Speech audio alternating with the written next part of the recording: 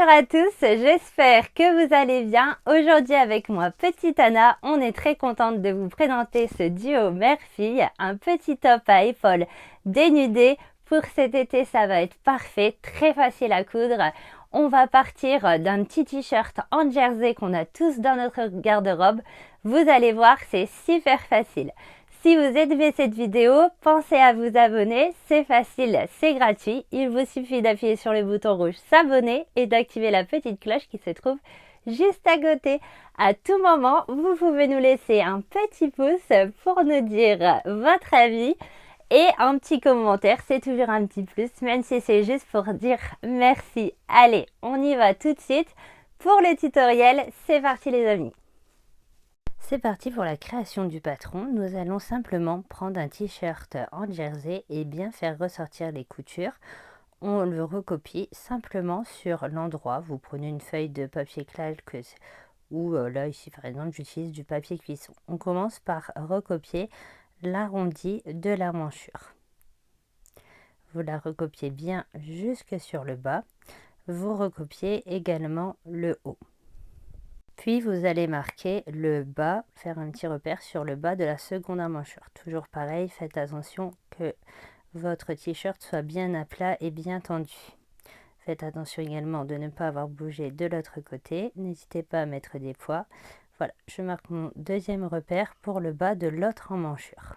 Puis à partir du dessous de l'aisselle, nous allons tracer deux lignes droites avec notre règle. On va tout droit, même si le t-shirt part un peu en biais, nous on trace une ligne droite à partir du bas de l'emmanchure.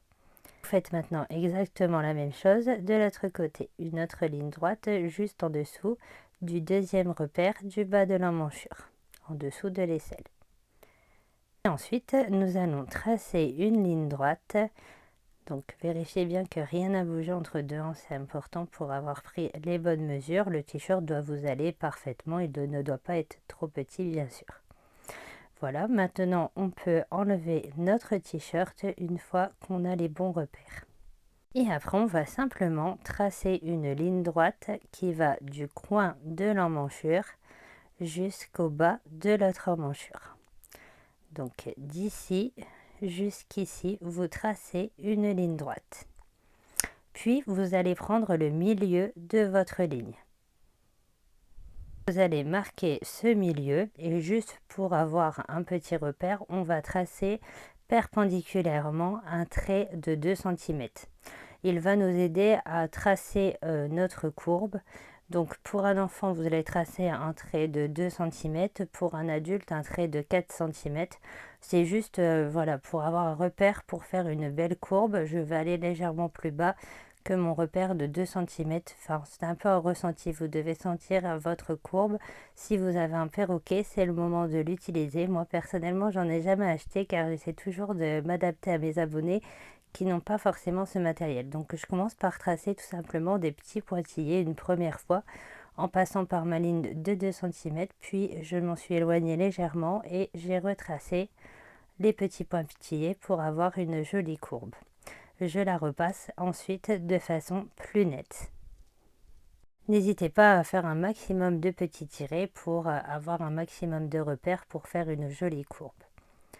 Et une fois qu'on aura fait cette courbe, on va pouvoir ajouter les marges de couture.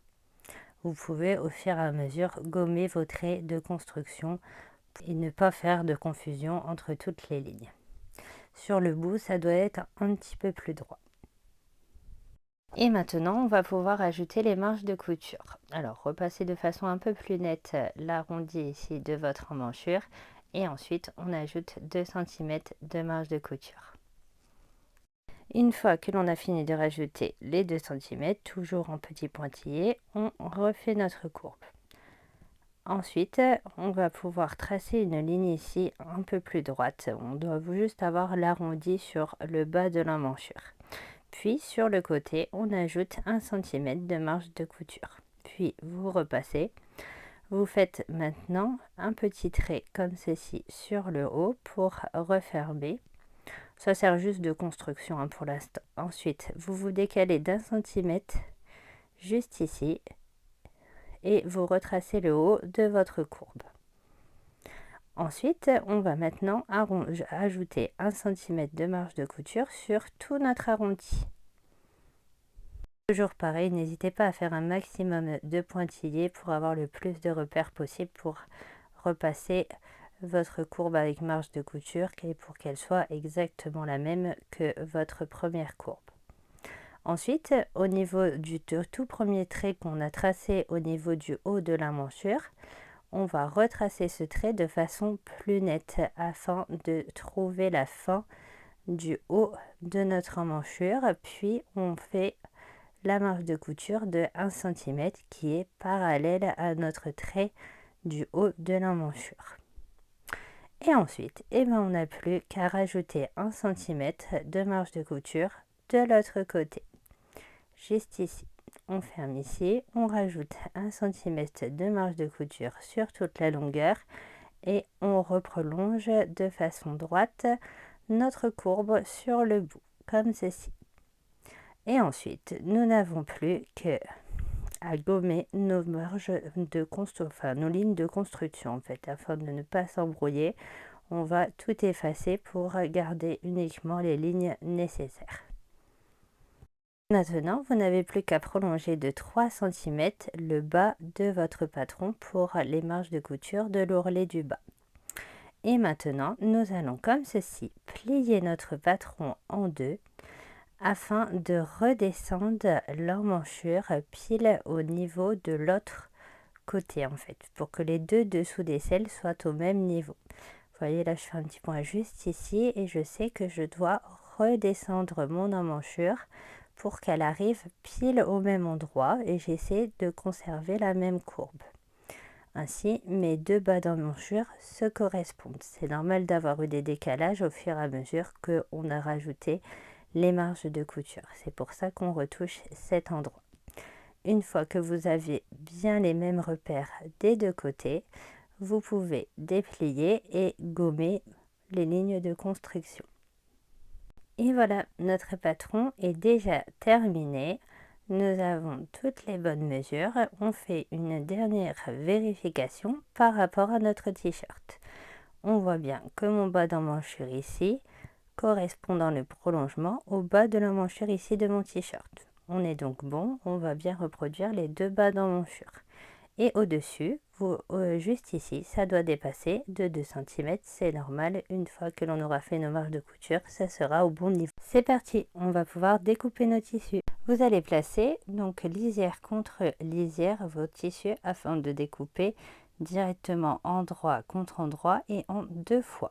Pour rappel, pour cette partie, nous utilisons un tissu jersey, c'est obligatoire. Pour le volant, je vais prendre de la viscose. Vous pouvez aussi le faire en coton, mais la viscose, c'est vraiment bien parce que c'est fluide. J'épingle soigneusement tout le tour de mon patron. Je n'ai même pas pris la peine de le découper. Je vais directement découper mes deux couches de tissu et mon patron en même temps.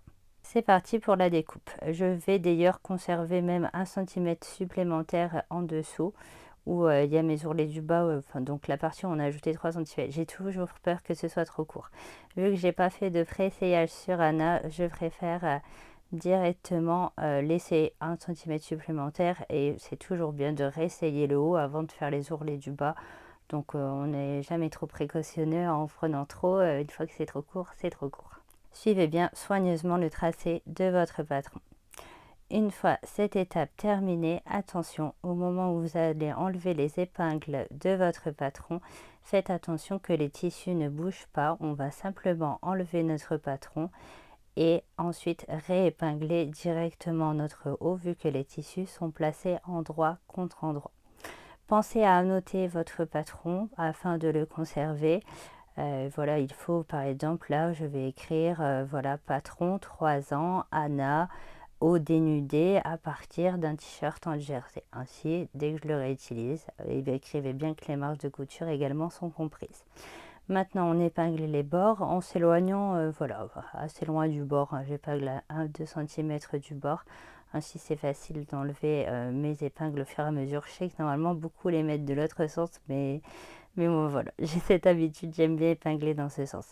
Si vous le réalisez à la machine à coudre, vous allez donc passer une couture à 1 cm du bord, puis vous allez surfiler au point zigzag ensuite. C'est parti, on coud sur toute la longueur à 1 cm du bord. Donc si vous utilisez la surjeteuse, 1 cm, c'est avec les découpes du couteau en s'alignant à la surjeteuse. Si vous le faites à la machine à coudre, vous cousez à 1 cm en vous repérant par rapport à votre pied de biche, puis vous surfilez au point zigzag. C'est parti pour l'autre côté. Toujours pareil, on s'aligne bien et vous voyez, j'ai mis mes épingles loin du bord. L'important est que bien sûr les tissus restent bien alignés. On va bien jusqu'au bout et voilà le résultat obtenu. On a cousu d'un côté puis de l'autre. Maintenant, on va devoir ouvrir comme ceci pour faire un ourlet sur tout le tour. On se place comme ceci, donc la couture envers vers nous, et on rabat 1 cm puis un deuxième centimètre et on épingle. Et on va progressivement comme ceci faire nos ourlets sur tout le tour. Vu qu'il s'agit de jersey, c'est assez facile, il n'y a pas vraiment besoin de mettre d'épingle. En plus de ça, c'est pas obligé d'être super précis pour ce type de haut. L'important est vraiment qu'il n'y ait aucun pli, que tout soit bien tendu avec vos pinces. Une fois que tout est bien tendu, il n'y aura aucun problème, vous allez facilement faire cet ourlet et le coudre à la machine à coudre. Pour coudre cet ourlet à la machine, je n'ai pas fait de réglage spécifique, j'ai juste mis un point assez large et j'ai cousu simplement au point droit. L'important est de mettre vraiment un maximum de pinces. Plus on met de pinces, plus c'est facile à coudre les tissus extensibles. Et après, on va simplement s'aligner à son pied de biche pour coudre facilement à 2 mm du bord de l'ourlet. Et on va coudre tout ici. Allez, c'est parti pour la couture, je vous montre. Je vais simplement m'aligner à mon pied de biche afin de faire facilement une couture à 2-3 mm du bord. Et ensuite, l'important, c'est de coudre très progressivement. Au fur et à mesure, vous voyez, je redresse mon tissu afin d'être sûr de ne faire aucun pli et de bien passer au fur et à mesure les épaisseurs de l'autre côté. C'est pas plus compliqué que cela. L'important, voilà, est vraiment de redresser au fur et à mesure, bien bloquer l'ourlet avec vos doigts quand vous enlevez votre pince et on monte bien jusqu'au bout. Pas besoin de point d'arrêt ni au début ni à la fin. Voilà le résultat obtenu. On a cousu tout l'arrondi du dessous de notre aisselle. Maintenant, on va passer notre haut sur l'endroit. On aligne bien les ourlets que nous venons de faire.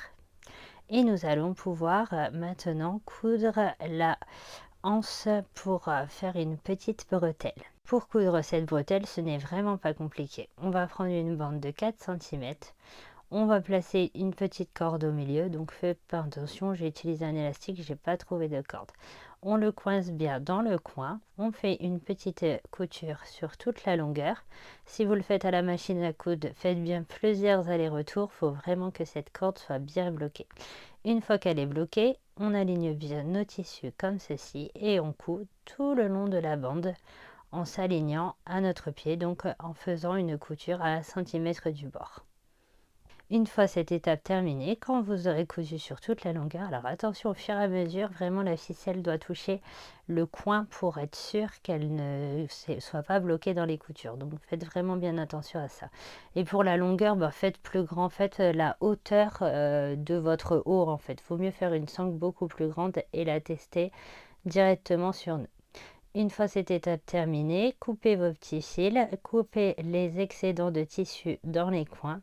Et c'est parti, on va pouvoir retourner. Je tire sur l'élastique jusqu'à ne plus pouvoir tirer.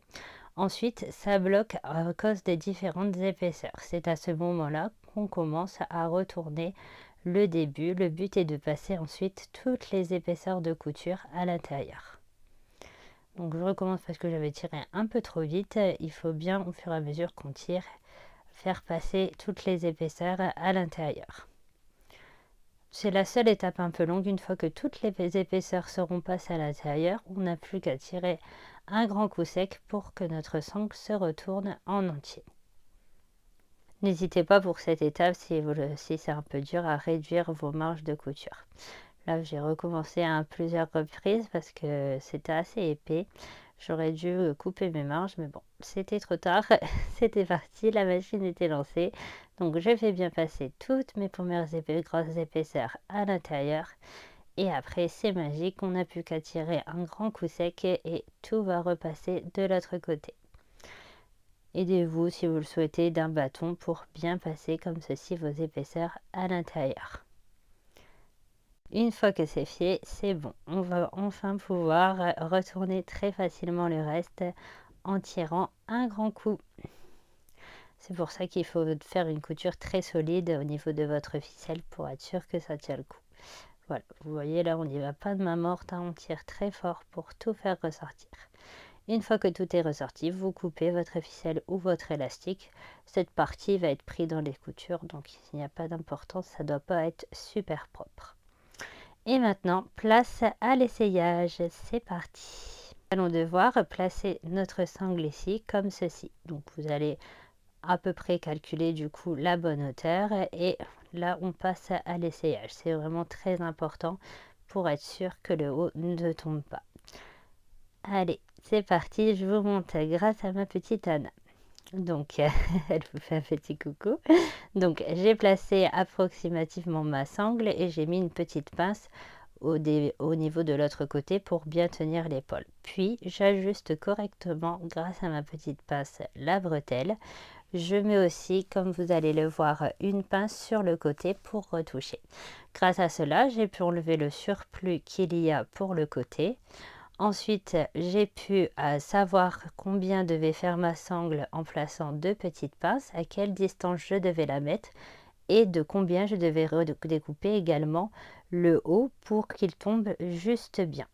Donc le haut de l'autre côté, de ce côté. Ensuite, vous mesurez cette longueur en entier. Donc j'ai pour moi du coup 28 cm. Cette longueur va vous servir pour découper vos volants. Vous allez la multiplier par 1,5. Puis ensuite, ajouter 2 cm de marge de couture. Ça m'a donné pour moi 44 cm. Pardon. Donc 28 multiplié par 1,5, ça me faisait 42, plus 2 cm de marge de couture. Ensuite, on place simplement nos deux pièces de volant endroit contre endroit. On les coud de chaque côté. La hauteur du volant, j'ai coupé donc avec marge de couture une bande de 13 cm pour ma fille et une bande de 20 cm pour moi. N'hésitez pas à passer une première fois votre volant sur vous pour évaluer approximativement la longueur que vous souhaitez. Et ensuite, vous faites un trait de 2 cm sur le bas, vous repliez une fois, une seconde fois et vous avez votre ourlet. Vous n'avez plus qu'à coudre sur tout le tour et encore une fois c'est très simple, on s'aligne au pied de biche, vu que l'ourlet fait 1 cm, en s'alignant au pied de biche, on coud facilement l'autre côté à 2 mm du bord.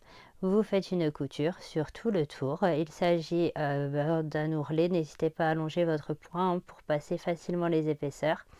Et voilà, le volant, vous allez le faire soit en coton, soit en viscose. Mais je vous conseille quand même de la viscose parce que ça donne un rendu fluide, c'est plus joli. C'est pas forcément difficile à coudre, mais un peu difficile à la découpe. Mais pour le coudre, vu qu'il s'agit d'un tissu non extensible, il n'y a aucun problème.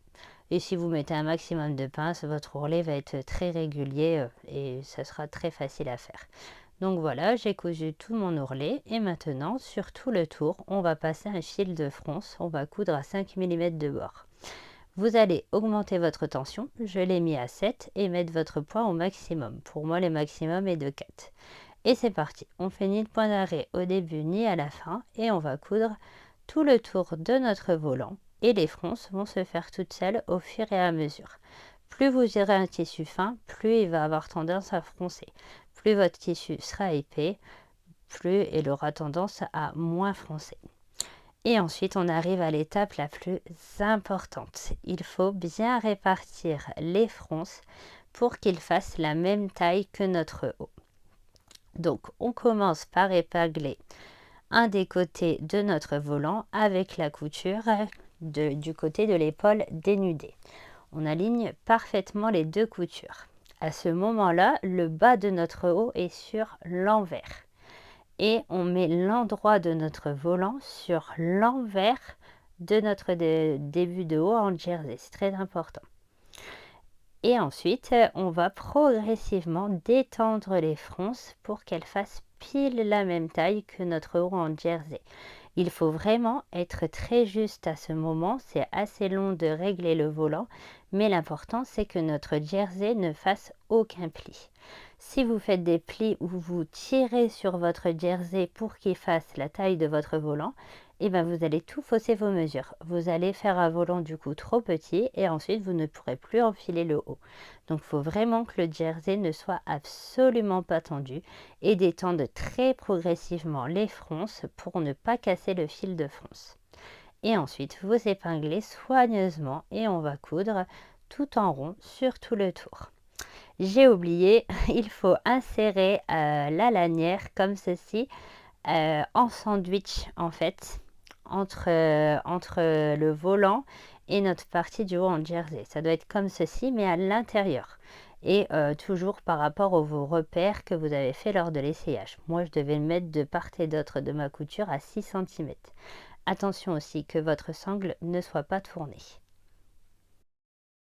Je vais donc en live réparer ma petite bêtise et bien mettre ma bretelle par dessous mon volant pour qu'elle soit prise en sandwich.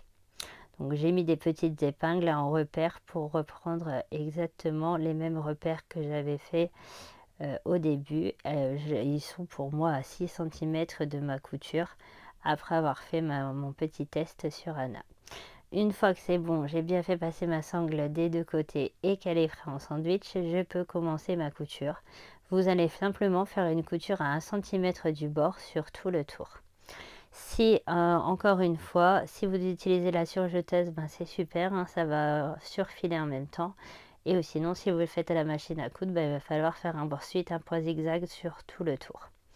Et une fois qu'on aura cousu tout le tour, il ne vous reste plus qu'à faire les ourlets du bas. Je ne vais pas faire les ourlets du bas avec vous car j'aimerais tester la fonction de l'ourlet rouloté à la surjeteuse. J'ai pas encore pris l'occasion de tester vu que je viens de recevoir ma surjeteuse il n'y a même pas un mois. Donc voilà, c'est l'occasion de tester. C'est pour ça que je ne ferai pas les ourlets avec vous, mais c'est pas plus compliqué que les ourlets. C'est la même chose pour l'ourlet. Que celui qu'on a fait pour le volant en fait. Vous faites un trait à 2 cm, vous repliez une fois sur votre trait, puis une seconde fois et vous aurez vos ourlets. Et là, l'important ici, c'est vraiment au niveau de la couture de haute de l'épaule. Vous savez, on est de la partie qui est la plus haute. Il faudra vraiment que les deux bords se touchent bien, qu'ils ne soient pas décollés. Voilà le résultat obtenu. Vraiment, on a fait tout le tour et on a cousu pour accrocher notre volant. Là on est bien sur l'envers, hein, notre partie en jersey est sur l'envers. On retourne et là du coup tout va se mettre sur l'endroit. Le volant en fait va repasser, vous voyez la couture est ici, va repasser par dessus. Si vous le faites à la machine à coudre afin d'être sûr d'avoir une belle finition, il va maintenant falloir surpiquer sur tout le tour pour enfermer votre couture en fait, celle qui est en dessous. Ainsi vous aurez vraiment un bord super propre. Moi vu que j'ai déjà une belle couture grâce à ma surjeteuse, je ne suis pas obligée de le faire. J'espère que vous avez aimé la vidéo. Bah oui, si c'est le cas laissez-nous un petit pouce. Et ne partez pas sans vous abonner. Bye bye. Bye bye.